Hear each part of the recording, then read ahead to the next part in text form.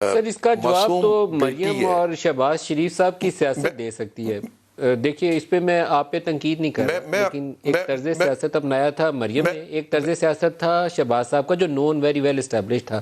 ابھی پرویل شہباز صاحب والا کر گیا، مریم والا شاید ابھی فار دی ٹائمنگ آپ نے اس کو رول بیک کر دیا پارٹی میں آپ سے عرض کر رہا ہوں ندیم، ذرا میری بات اگر، کیونکہ میں بھی پاکستان کا شہری ہوں اور میں نے بھی اپنی زندگی جو ہے پاکستان میں جمہوری آزادیوں کے لیے صرف کی ہے، تو میں جب یہ باتیں سنتا ہوں تو مجھے دکھ بھی ہوتا ہے۔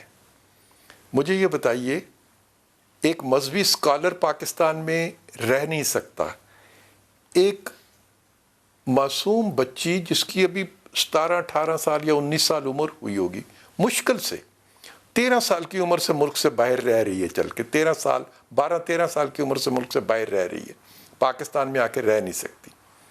کیا کبھی میں یا میرا ملک اور میرا سماج، میرے ریاست کے سارے ادارے، سب اداروں کی میں بات کرتا ہوں، وہ ان سوالوں کا جواب دیں گے کہ ملالہ کیوں پاکستان واپس نہیں آ سکتی، غامدی صاحب کو ملک سے باہر کیوں رہنا پڑتا ہے، اور کس نے مجھے تحفظ دینا ہے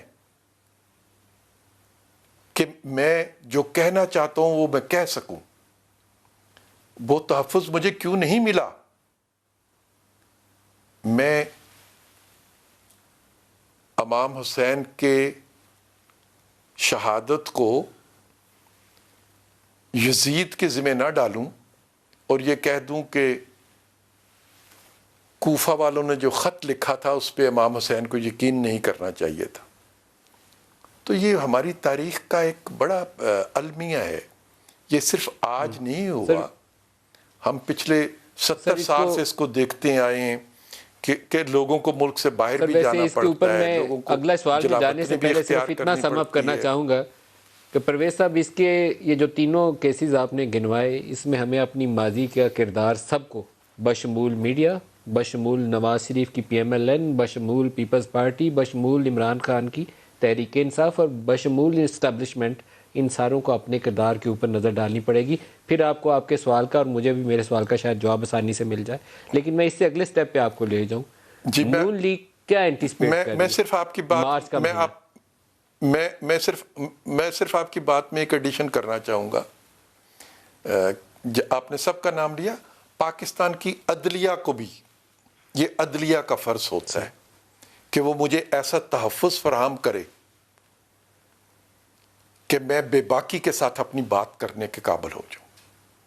ہماری عدلیہ سے بھی ہمیں وہ تحفظ نہیں ملا۔ ابھی ایسے مقدمات جیسے واقعات ہوں گے تو پھر عدلیہ آپ کو تحفظ نہیں دے گی۔ سر میں نے اسی لیے آپ لوگوں سے کہا کہ آپ لوگوں کو اپنی سیاست دیکھنی پڑے گی، یہ آپ سپریم کورٹ کو ڈیوائیڈ کر دیں۔ سبھی کو دیکھنی چاہیے، سبھی کو دیکھنی چاہیے۔